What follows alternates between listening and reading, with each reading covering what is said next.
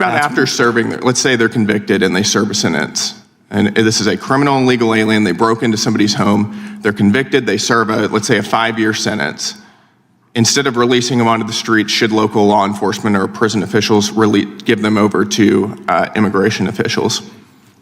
There are too many repercussions of a policy like that. You're putting it in the context of a single instance. No, it's very difficult. It's very clear that your answer is no. No, that's not clear, sir. That's not clear, sir. Please don't put words in my mouth. You have my words from NPR, and what I say here, you don't need to put words in my mouth. Should American taxpayers pay for Medicaid for illegal aliens? In many circumstances, yes. They should. Not just American taxpayers, but immigrant taxpayers who also pay taxes. What you just watched was a heated moment that erupted during a House Judiciary hearing, as Congressman Brandon Gill clashed with a Democratic witness over immigration, whether taxpayers should fund Medicaid for criminal illegal aliens, and the limits of federal law. What started as a legal discussion quickly turned into a gripping political showdown. Watch how it unfolded. Mr. Sands, if somebody crosses the border illegally, what should happen to them? Federal law indicates that there are steps that can be taken to remove them. Now, that can happen at the border, so they should or it can happen when they are integrated into society. There are protections once you're integrated into society, especially depending on how long. If we find them crossing into the country illegally, they should be deported, to put it simply. Is that right? If someone does not have a right to enter, yes, there is a right under federal law to interdict them and prevent them from entering. Right. That's been a basic element of immigration law for a very long time. I agree. Including during Plyler. I agree. Do you believe that American tax dollars should be used to rehabilitate criminal and illegal aliens within our own borders? I believe it's in our own interest to rehabilitate anybody who commits a crime. Including criminal and illegal aliens who never should have been here. If it happens within our borders, it's to the benefit of all of us to rehabilitate them. Rehabilitation of those who are convicted of criminals is not for their own benefit. It's for the benefit of society. How many criminal and illegal aliens should we rehabilitate? Again, anyone who commits a crime and is convicted of a crime should be rehabilitated there's no for the limit. Benefit of the entire So an illegal alien society. comes into our country, murders or rapes somebody, we ought to rehabilitate them, is your view. And there's no limit to the number of illegal alien criminals we should rehabilitate? Is that your testimony? I wasn't asked to testify about that, Congressman. I asked to testify I'm about just clarifying Plyler. your Not sure what position. this has to do with I'm clarifying Plyler. your position, which you just attempted to lay out. I think my position is quite clear. Thank you. Okay, how much money should we spend on rehabilitating criminal and illegal aliens? We should spend as much money as necessary to rehabilitate anyone who is convicted of crime in this country. Again, as much let me just note, Congressman, it has nothing to do with Plyler versus Doe. No, these are children. These are children, and with an education, they are far less likely to ever commit a crime. Actually, couldn't we just secure the border and deport illegal aliens as opposed to rehabilitating them on our own tax dollars? So that's too facile, Congressmember, and I think you should understand that. The simple fact is society benefits from rehabilitation. It's not a gift to anyone who's convicted of a crime. Society's paying for rehabilitation, it sounds like. Do you believe that there should be a strict wall of separation between local law enforcement and immigration officials? Do I believe there should be such a law? Yes, I do. That there should be a strict wall, to be clear. A strict wall of separation. All laws are strict. I'm not aware of Congress or any legislature passing a lenient law. It's wall, W-A-L-L. So a law. Strict wall, W-A-L-L. Oh, wall. I'm sorry, I thought you said law. No. I apologize. A strict wall of separation. I think a wall would be incredibly ridiculous, frankly. A wall of separation between local law enforcement and immigration officials. Oh, a wall of separation. Okay. Yes, Congressmember, yes. Again, I do believe there should be a law of separation, and if you want to describe that law metaphorically as a wall, I would accept that.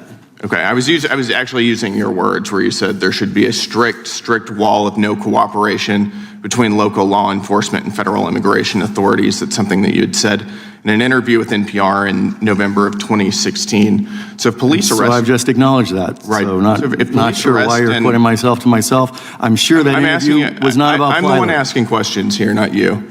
If police arrest an illegal alien for breaking into somebody's home in the middle of the night, should they turn that illegal alien over to immigration officials?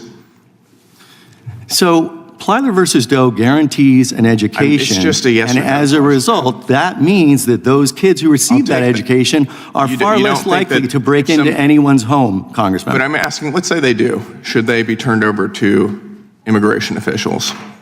It's just a yes or no question. No, they should be put through the criminal law. Taxpayers pay for Social Security for illegal aliens. It's a yes or no question.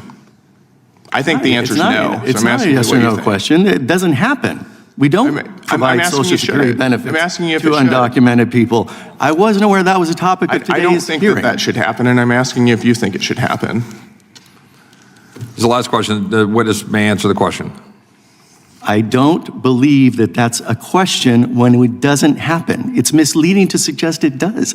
No one who's undocumented It's a really basic receives question, Social and you don't want to Security. answer it because you've got a crazy, radical open borders agenda that we can all see. Thank you, Mr. At the Chair. center of this hearing was the Supreme Court case Plyler versus Doe, a ruling that guarantees public education for children regardless of immigration status. But the discussion quickly moved beyond education into far more controversial territory.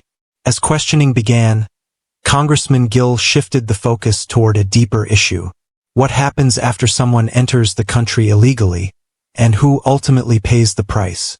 Thomas Saenz initially grounded his answers in legal principles, acknowledging that federal law allows for the removal of individuals who enter the country unlawfully. But the exchange intensified when Gill began pressing on the broader implications. He raised concerns about whether U.S. taxpayers should be responsible for funding programs, including health care, for criminal illegal aliens. For Saenz, in certain circumstances, providing such support could be justified. And that's where the debate took a sharp turn. Because for critics of that position, the premise itself is deeply flawed. The idea that American citizens, already facing rising healthcare costs, could be expected to fund services for those who entered the country unlawfully raises serious questions about fairness, resource allocation, and government priorities. Gill leaned into that argument, framing it as a matter of accountability. Why, he implied, should taxpayers bear the financial burden when enforcement mechanisms already exist?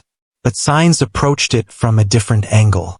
He argued that once individuals are within the country, policies like rehabilitation, even for those convicted of crimes, serve a broader societal purpose.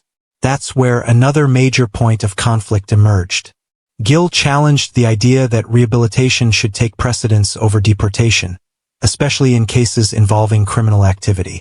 From his perspective, the priority should be clear: enforce the law, remove individuals who are in the country illegally, and prevent further strain on public systems. But the witness maintained that rehabilitation reduces long-term risks, suggesting that addressing behavior within the system can ultimately benefit society. This clash reflects a much larger divide in policy thinking. One side prioritizes immediate enforcement and removal. The other emphasizes integration, rehabilitation, and long-term outcomes. The tension escalated further when the discussion turned to cooperation between local law enforcement and federal immigration authorities. Gill raised concerns about policies that limit that cooperation, arguing that such separation could create gaps in enforcement. Supporters of stronger coordination often point to public safety concerns, especially in cases where individuals who commit serious crimes may not be referred for immigration enforcement after serving time. And while data and interpretations vary widely, the broader concern remains a recurring theme in these debates: whether gaps in enforcement could contribute to preventable risks within communities. Gill used a series of direct scenarios to press that point, repeatedly asking whether individuals who commit crimes should ultimately be turned over to immigration authorities. But clear answers proved difficult to pin down. By this stage, the exchange had moved far beyond legal theory. It had become a direct clash over values, priorities, and the role of government. Moments like this don't just highlight policy disagreements, they reveal two fundamentally different visions of how the system should work. One focused on enforcement, borders, and limiting taxpayer burden. The other focused on rehabilitation, integration, and broader societal outcomes. The question still remains: should taxpayer-funded services extend to individuals in the country illegally? Or should enforcement and deportation come first? Drop your thoughts in the comments. I want to hear where you stand on this. And if you want more breakdowns of the most intense political clashes shaping today's debates, make sure to subscribe, hit that like button, and click on the notification bell for more explosive moments like this.